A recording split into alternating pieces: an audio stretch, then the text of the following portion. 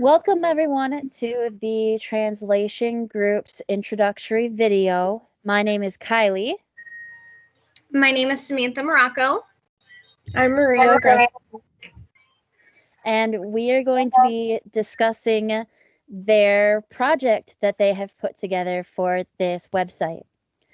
All right, ladies, so give us a brief insight as to what you guys put together.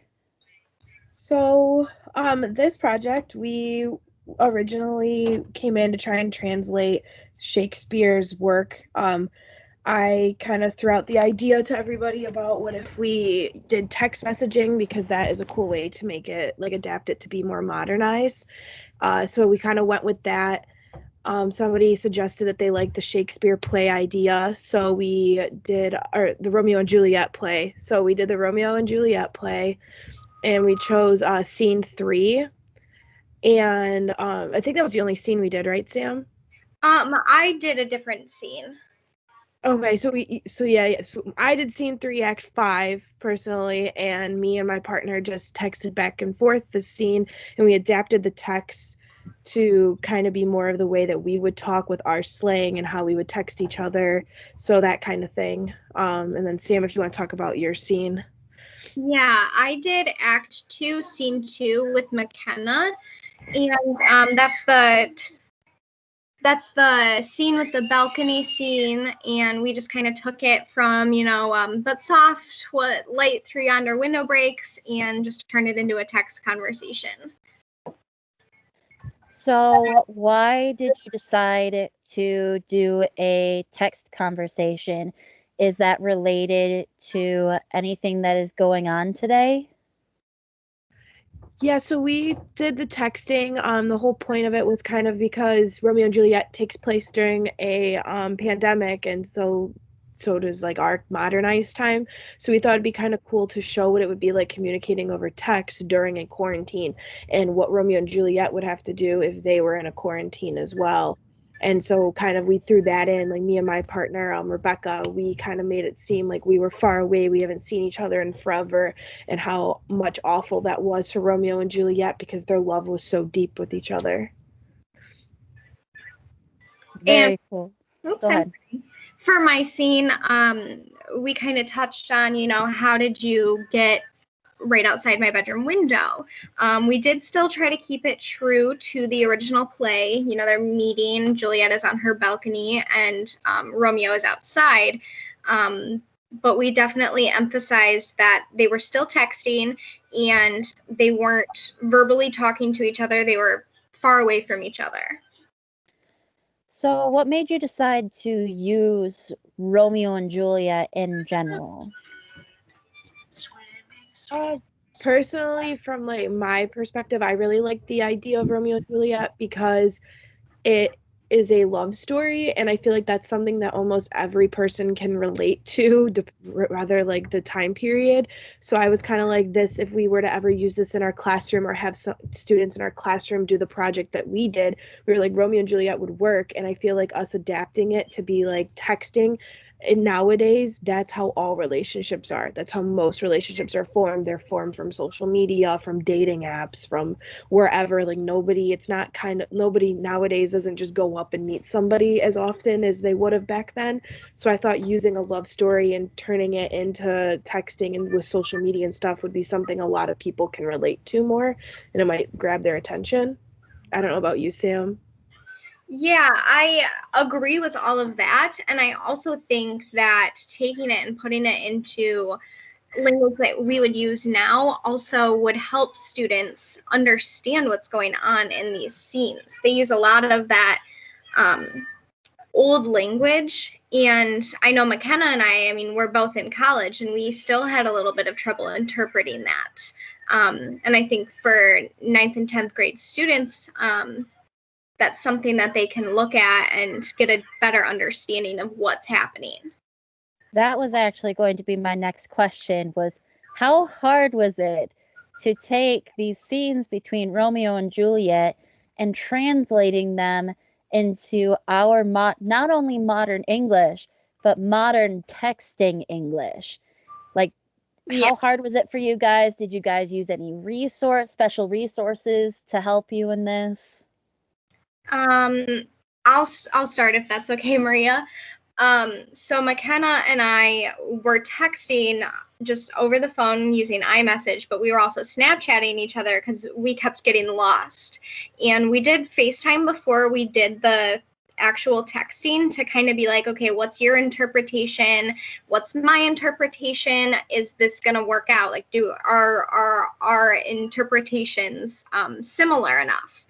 And then when we were doing the actual texting, sometimes we got lost. And in that scene in particular, they kind of go back and forth, tell me you love me and I love you this much, and just saying that over and over. And so she would interpret it in a slightly different way to emphasize the type of love that they were talking about, or like what was new about that line. And I would have to Snapchat her and say, where are you?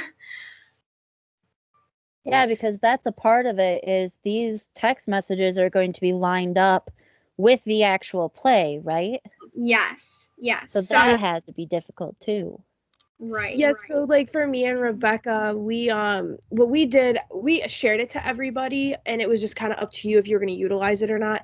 But we started a Google Doc with our like scene and stuff that we were going to be texting, and we translated it on the other, we put them in a column on the left side. On the right side, you could translate it to what we were exactly going to text each other, and I think that really helped us. We used No Fear Shakespeare to translate our scene, and we read through what they were saying in the like translation part, and then we said, oh, okay, so then this makes more sense, this is modernized in our language, how can I make this into a slang text message now? So we did that first. We called each other, we had it all right in front of us, so it only took us a few minutes to text each other. And then I have a MacBook, so it was really easy. I just took few screenshots on my MacBook to make it smaller, or as like small amount of photos, and I submitted them in. So that's how we went through our process of doing it. Okay. That actually sounds really, really cool. Now, for more of a personal preference question, why did you two decide to do this translation project? Because as our viewers can see, there are many different projects that this class has put together. Why did you decide to go with translating this incredibly difficult text for some people?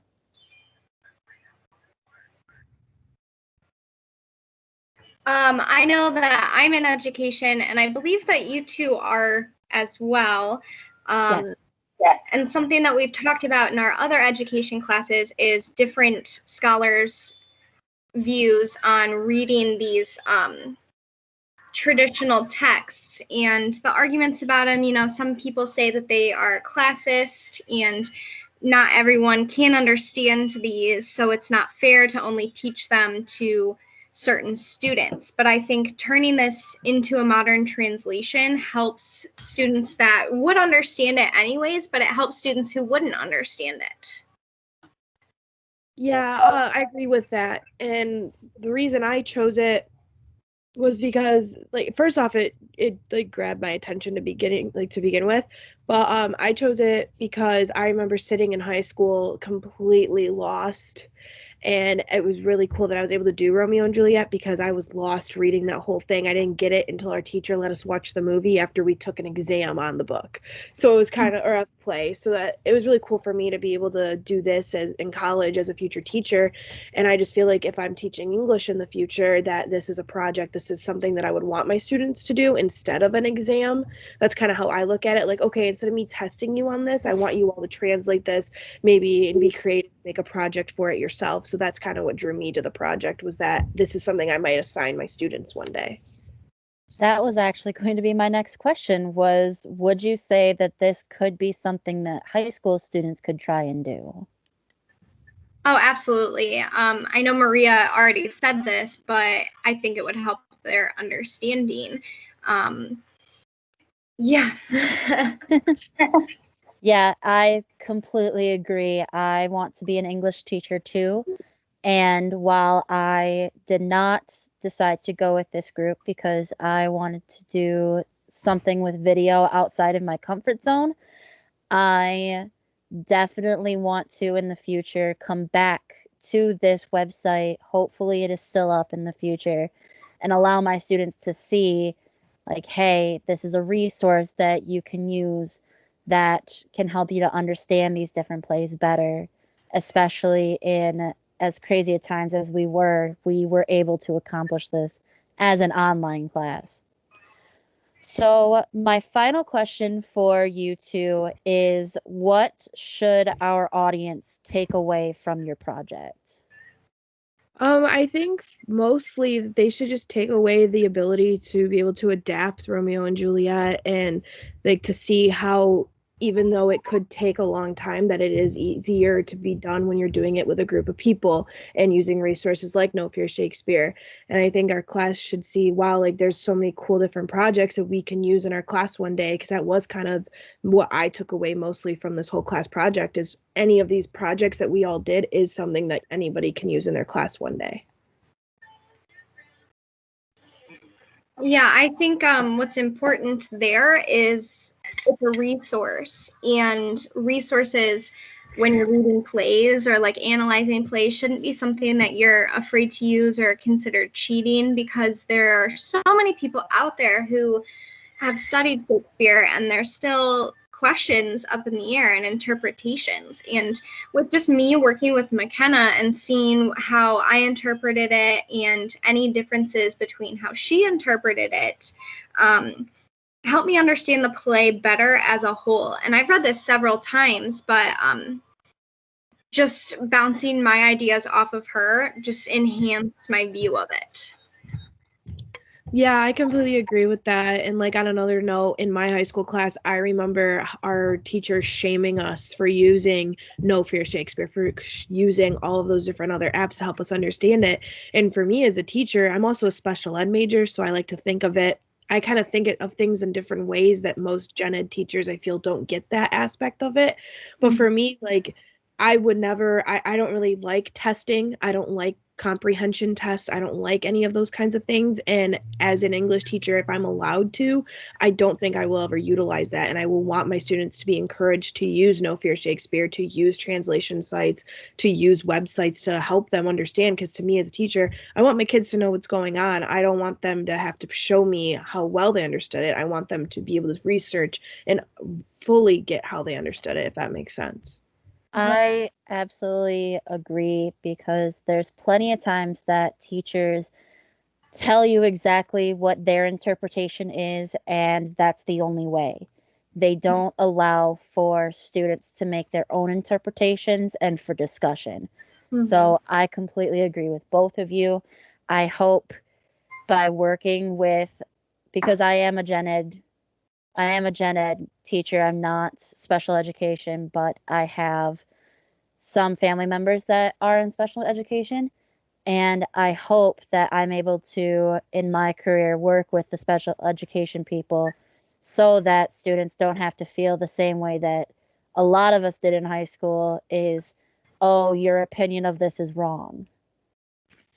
Right. I mean, these plays have been around for over 400 years, and there are people who devote their entire professional lives to a single play, and it's all up to interpretation, and it's not just one person's idea, let alone a K-12 teacher's. Right. Yeah, and even in American More, the Cobb Hamilton, he I don't know if you guys remember what this part in it, but he was even saying, like, mocking the director when people say that's not what Shakespeare meant. And he's like, so how do you know what Shakespeare meant? Because to me, that's what I think, but you're not him. Nobody can really know what Shakespeare actually meant. And that, like, that was one of my favorite parts of that entire book, because I was like, you're right. And as a teacher, I had teachers that told me, oh, no, you're wrong. That's not what he was meaning to say. And I'm just sitting there and I'm like, wait, even in high school, I was thinking to myself, how do you know what Shakespeare meant? And then when I read that in American More, I was like, yes. I was like, I completely agree with you. I think our generation of teachers is going to be the ones that break that model, because I think they were taught that same ideology when they were in school, and so they stuck with it because that's just what teaching has been for who knows how long. But I think we'll be able to hopefully break that norm and allow for more student interpretation that is of course guided, because we don't need them going completely off course, but is allowing them to explore text rather than just here's the meaning of it, memorize it, and test on it. Right. All right, do you guys have any final thoughts before we wrap this up? No, I'm good. Those were pretty great questions. Yeah, they were. I hope you guys like the text. Yeah, same. Thank you very much, ladies, for meeting with me, and to our audience, thank you for watching this video, and enjoy what these ladies have accomplished.